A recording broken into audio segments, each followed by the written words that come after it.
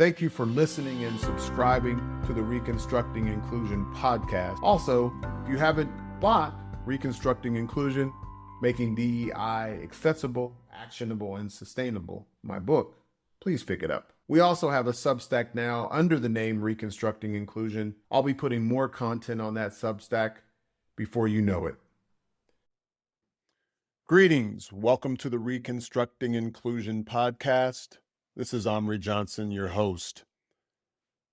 A few things have been going on in the world of DEI, mostly focused on the U.S., but of relevance globally because the U.S. is influencing DEI practice in a significant way. It has for a long time. Some would say the U.S. influences DEI practice around the globe too much. And others say that it's done too much and toward a less positive impact. There is another group who are squarely in agreement with the stances of many U.S.-based DEI practitioners. A tangential side note. One so-called influencer responded to me in a LinkedIn thread and said, in the U.S., where I'm based, we ... blah, blah, blah. For an American living abroad, it was strange. I feel more American than I've ever felt in my 50-plus years or trips around the sun. I'm quite tangentful, perhaps, if that's a word, so I'm going to stop there, but think about that. Somebody said, for an American, somebody said in the U.S. where I'm based, we, as if I'm not American. I'll stop there. So what's come up recently that I'll talk about in this episode? DEI is under attack.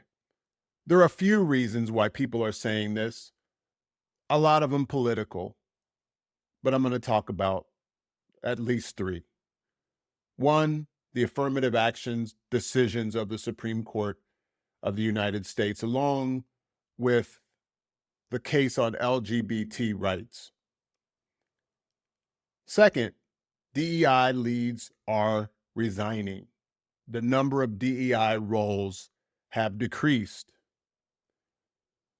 And then the governor of Florida, Ron DeSantis, he has several things that he's done recently, particularly talking about slavery. I'm going to go into a little bit of all of these. And then I'm going to end with Chicken Little. Stay tuned.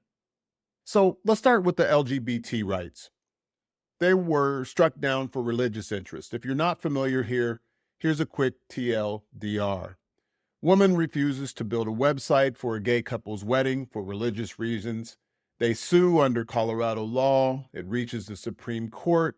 They say it's within their First Amendment rights. Can we disagree with the ruling? Sure. Is it wrong or right? Is it wrong to you? You're right.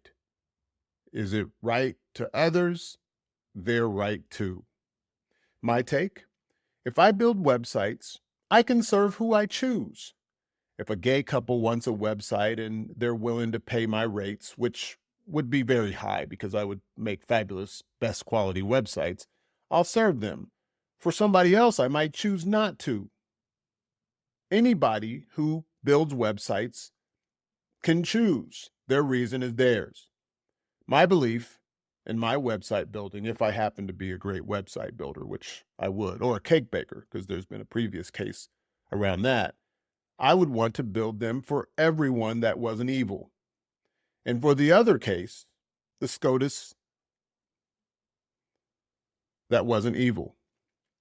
And for the other case, it was about SCOTUS striking down affirmative action in elite universities. I've done a couple pieces on it, and I likely won't write or record much more going forward. If it is a podcast or an interview, yes, I'll talk about it because I welcome the dialogue, but I think I've made my sentiments clear. Here's what the SCOTUS did, or here's how I feel about it. I'll put it like that. The overreaction to the affirmative action decision irritated me. Here's a bit of what I wrote in my Substack. For those committed to making DEI accessible to all, actionable, meaning unambiguously prioritized, and sustainable, meaning purpose aligned, which I assume all practitioners, passionate and pragmatics are, I think it's necessary to do the following as we think about what's next now that race-based affirmative action is no longer a thing for higher education. 3 things. Deeply explore the history of affirmative action, including a full reading of the entire SCOTUS decision. 2, consider who benefits from a conversation that pits so-called affirmative action supporters and opponents against one another. And 3, be in dialogue about the potential agential shifts possible due to this ruling. First, deeply explore the history of affirmative action, including a reading of the entire SCOTUS decision. If you have not read that entire decision, I very much recommend that you do so. Here's what I said. If we are ever to go beyond responding to racialization with interventions that reinforce racialization, even with positive intent, the notion that the racialized require perpetual supplementation could quietly grow into or reinforce the subtle resentment often interpreted as micro inequities or institutional racism. Yes, I know this is ridiculous, but some people either explicitly or implicitly hold such a belief. When in a classroom with a brown-skinned person or talking to their children who occupy these elite classrooms in elite universities, they have a cognitive blip that associates a skin tone with a mathematical less than symbol. Read the entire decision. Think about this beyond your rage. Think about this beyond your belief that affirmative action was never necessary. Think about it beyond your belief that this is going to erase years of equity, because it is not, unless that's what we choose. Next, consider who benefits from a conversation that pits so-called affirmative action supporters and opponents against one another. One social media influencer who is a DEI lead for a well-known brand said about the SCOTUS ruling, quote unquote, "This particular ruling has so many implications. One of those includes the continued hate between Black and Asian communities in this country. A few ignorant people become the representative of an entire group. This happens on both sides. No doubt, our Asian colleagues will experience an increase in anti-Asian hate. This," and they capitalized of the plan. They continue, "If we are fighting each other and focusing our rage on each other, we don't spend our time focusing our energy on the folks who are the architects of the current state of our society. We cannot," and they emphasize cannot, that's why I said it so loudly, "fall for this trap and thereby do the work of white supremacy for them. If we don't see this now, we are doomed to continue failing." I had to hold back on fully responding to this directly in the comment section of this extremely vapid notion. It's incomplete as they come. These chicken little sky is falling platitudes do not advance racial equity. They might feel good and release a potent dosage of dopamine if read on your social media feeds and timelines. However, their value beyond that is little, or shall I say minimal. Who are these folks that they're talking about? What is the plan? If anti-Asian hate grows, who will be the perpetrators? Lastly, be in dialogue about the potential agential shifts possible due to this ruling. Those who claim that the next stop for affirmative action abolition is companies and eliminating anything related to equal employment opportunity in companies, if they broadcast memes of SCOTUS members in Ku Klux Klan robes and generally embellish with brazen certainty about a bleak future, they're wasting time. Many people are considering the perpetuity of their current systems and have maintained the status quo for racialized and marginalized people. These status quo engines, which in ways I think Harvard is one, in part have been preserved because there was no compelling political impetus to push such systems into disequilibrium. The relatively narrow decision opens a dialogue toward a set of potential solutions, a set of experiments to shake up what has been running on autopilot for decades. We've known this was coming. We now have to think about equity in the way that equity needs to be thought of upstream. My final thoughts from my Substack. In your exploration, detach from your predominant narrative or brand, if only for one fortnight or a couple of days. Engage in a thought experiment about the pros and cons of affirmative action in elite universities. Explore what the implications are for organizations where most of us practice. While I've stated my impatience with platitudes and dopamine-inducing posts, I understand that they're necessary. I don't think they're very effective if seen as a strategy.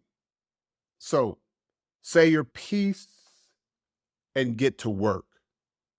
Create a few hypotheses about the future of positive/affirmative action.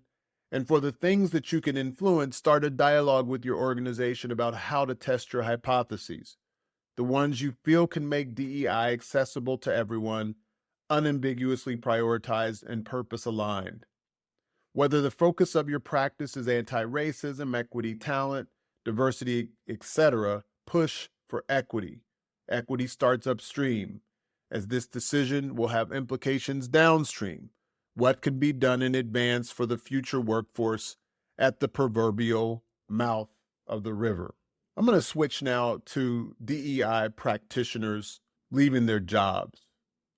A lot of DEI practitioners stay in their jobs about 2 years. I have some philosophies about that. I also have philosophies about DEI practitioners that stay in their jobs for much longer. Most of them are really good. And they make change, because this is all about change management. It's all about change communications. It's all about creating impact. It's all about building this in to the mindsets and skill sets of the people so that it can be perpetuated. The DEI officer is really a facilitator of that. They don't drive all of it because they can't. They know they can't. They need to be able to do this in a dance with the many, not come in and be a hero for a few or spend a lot of time talking about all the awards that they won on social media, and then 12 to 18 months later, go get another job at another big brand. The people that are doing the work well, they stick around. So I'm not super concerned about these numbers going down. When something goes up, what some reports have said, as much as 170% since 2020, since the murder of George Floyd, and the reactionary stance that a lot of organizations took. Now it's gone down by, 5, 10, even up to 30%. I'm not generally concerned about that. And that just means they've slowed down. It doesn't mean all these people have left their roles. The data readouts are incomplete, and they're mostly US based. So I think we're overreacting to this a bit. If I see this a year from now, 2 years from now, maybe I'll say, well, maybe there's some really veracity, some legitimacy to these reports. But a lot of them are just us reacting, feeling like somebody's going to attack and level DEI. Diversity is not going away. It's actually increasing in every single organization in a number of ways, because we're always changing and shifting. Our identities are morphing. The way we interact with work and the world and new technology is morphing. So diversity always exists. If we want to be mindful that we're not missing something in terms of sharing of information, in terms of making sure people get what they need to thrive, in terms of actions that bring all mindsets, voices, perspectives into the conversation, because you need them to be successful in business, If you think organizations are going to quit doing that, I'd say let the ones that want to do that stop. Some of them will just not call it DEI, but DEI is not going anywhere. DEI, is it under attack? I don't think so. But let me go on. Dr. Jonathan Ashong Lamptey, another really amazing influencer on social media, particularly on LinkedIn. He said this: DEI budgets are being cut, but no one talks about the obvious reason why. It's not sinister, and it makes complete sense to me. It's beyond backlash and fatigue. In another post, he says, DEI officers are losing their jobs at an alarming rate. I'm certain that plenty of them had it coming. You know who I'm talking about. He goes on, the grifters, the chancers, the rhetorically inclined. They pretend to create an impact, but they created confusion. They're getting found out. My work brings me into contact with the damage they caused along the way. Don't ever forget, they filled a position that could have been occupied by someone who could have done some good. Someone with a plan, not just passion. Someone with competence, not just charisma. Someone creating opportunities, not just taking them. What bothers me is that casual observers can't tell the difference between the fake leaders and the real ones. They think all chief diversity officers are grifters. This is not true. This makes it harder for the people left behind. This makes it harder for the people legitimately interested in inclusion. Let's get behind the real ones. I agree with almost everything that Dr. Jonathan wrote, except the point that, quote, they are getting found out. Many people that entered this space since the murder of George Floyd are grifting. Some have a huge following on social media. They post memes and videos about discriminatory incidents, and via likes and affirming comments, get huge amounts of confirmation. What they don't seek out is disconfirmation. And because very few in the DEI space seek out what Dr. Jonathan would frame as evidence-based feedback, and what I would call rigorous truth-telling, naked, unashamed, honest reflection. They make themselves, their work, and the field of DEI vulnerable to vapid, oftentimes political attacks. I ask for the umpteenth time, because I ask this question a lot. I even ask it in Reconstructing Inclusion. Are you willing to be influenced by the so-called other? That is, are you not defensive, not self-righteous, not seeking to be right? It's never transformed anything. Not vitriolically and fitfully dismissive with a heart of cancellation or annihilation, but that you are caringly open, even in disagreement? Are you willing to be influenced by the so-called other? For me, after doing this work for more than 25 years now, I've been involved in some degree in working toward equity since I was about 19 years old. I'm older than that now. I said earlier, I've been around the sun at least 50 times. In college, I worked on HIV/AIDS prevention and awareness.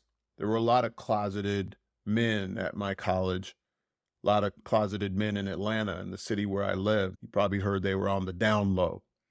So we did some education on campus. We said, don't sleep until you get the facts.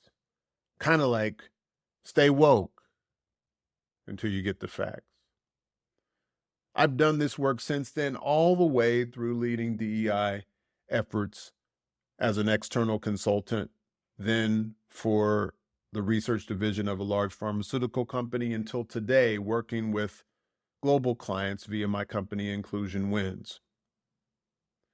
So here's a little advice to DEI practitioners and the firms they serve.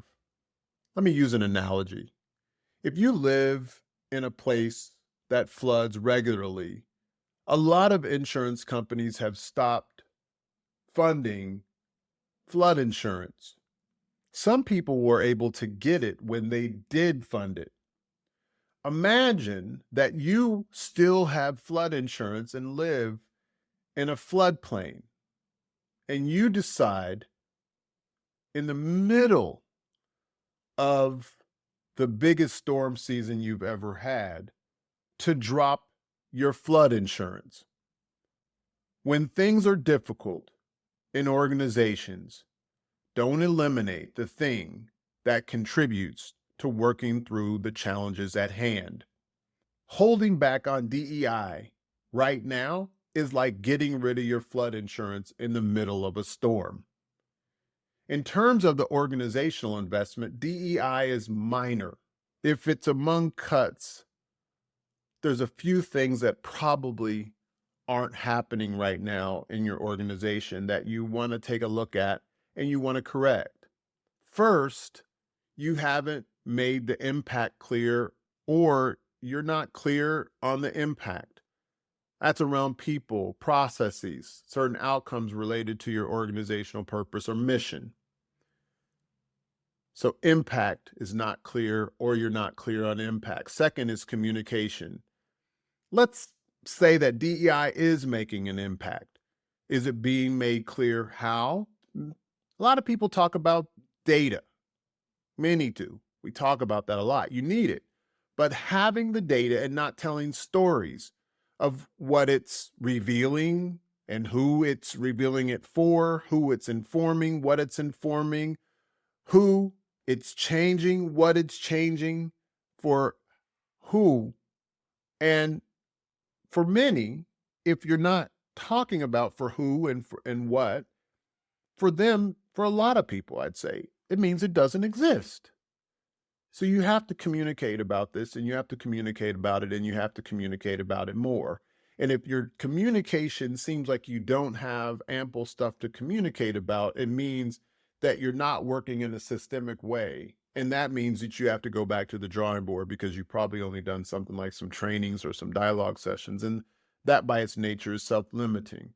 DEI, to be successful, has to be steeped in systems thinking and systems ways of practice. Now, third, if the impact is hard for you to articulate, or if you're seeing evidence of your success and communicating about it, in both cases, if DEI budgets are being considered for the chopping block, the likelihood is that you've not made sense of D&I with the influential people in your formal and informal networks. DEI has to be accessible to everyone. That means you need to do sense making with as many people as possible about what it means and contributes to them, or it will be susceptible to slash and silly attacks. So let me repeat these 3 points quickly. Impact. Make sure you're clear on your impact to people, processes, and outcomes. Communication, and communication. Clarity about who and what you're seeing, what's being revealed, what's being informed, and who is changing and what is changing in the organization, to make sure people understand that it exists. And thirdly, if you can't clearly articulate impact, or if you're seeing success, it's possible that you haven't done enough sense making with the influencers in your organization. This brings me to my final 2 points. Ron DeSantis and Blacks benefiting from slavery. Florida governor and Republican presidential candidate Ron DeSantis doubled down a week or so ago on these new rules that his Board of Education has put forward for educators to teach that enslaved Black people develop skills, which in some instances could be applied for their personal benefit. That was a quote. Now, this was extremely silly. Ron DeSantis knows it's silly, but some people in his base believe him so much that he doubles down on it because he loves the reaction. And you know who's reacting? DEI people. They're reacting by putting up memes. I saw a meme the other day and it said, and it was a black background. And I think I've seen it a bunch of times since. It said slavery did not benefit Black people. And so this meme was getting thousands of likes on particularly on LinkedIn and probably on Twitter. And I was like, you know what? He is excited that you're doing stuff like that because he said something silly and you amplified it.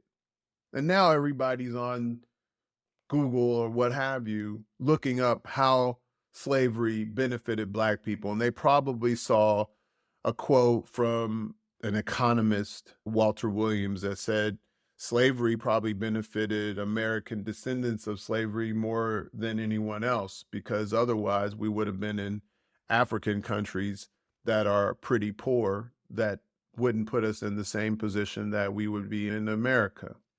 Now, Walter Williams was known for saying controversial statements like that. And in some ways that he's right, that people that are American descendants of slavery have it much better than some people that are living in pretty extreme poverty in parts of the global South. But slavery didn't benefit Black people, and everybody knows that, and there's no reason to put a meme up for it. So American descendants of slavery, as we know, our ancestors have experienced some horrific conditions, and some of us have experienced pretty violent attacks, even to this day. But many of us who are reacting to the vapid rhetoric of a desperate politician are playing into his hand. He wants attention. We're giving him exactly what he desires. I believe we should stop. I think we're only speaking when we get all these likes and comments. It's similar to the dopamine-inducing post that I saw before when people were reacting to the affirmative action case. It's not getting us where we want to be. It's not helpful. But, likes feel good, so we do it. But it's not anything that's going beyond. It's mostly us speaking to people who already agree with us. So we're giving him exactly what he desires. That brings me to the 1943 Disney cartoon Chicken Little. It's the original version. We'll put the link in the show notes.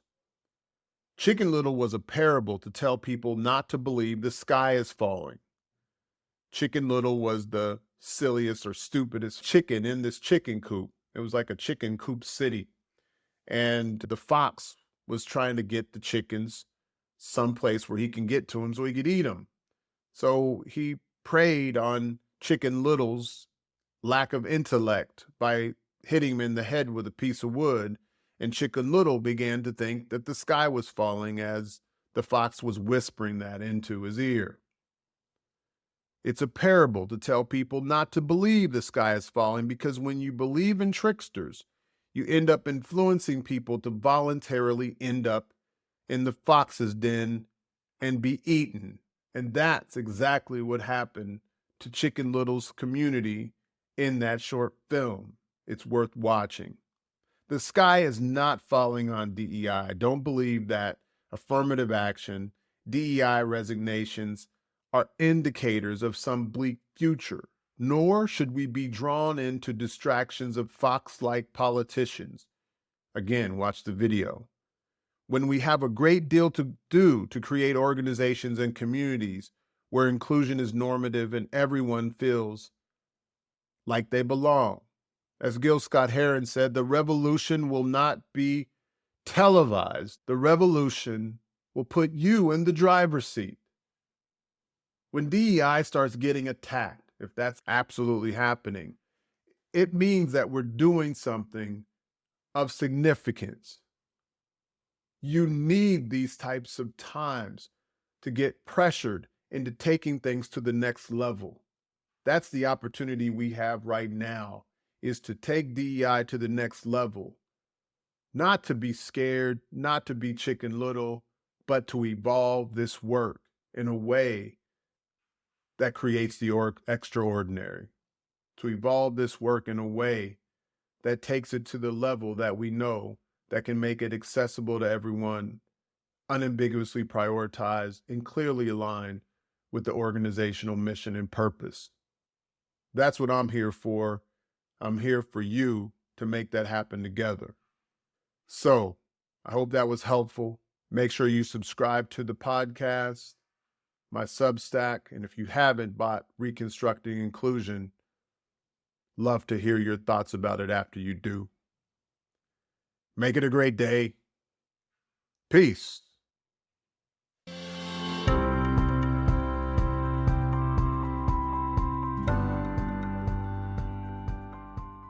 If you are committed or simply a little bit curious about how to make DEI accessible to everyone, actionable, that is, unambiguously prioritized and sustainable, aligned with personal and organizational purpose, hit the subscribe button. Make it a great day. Peace.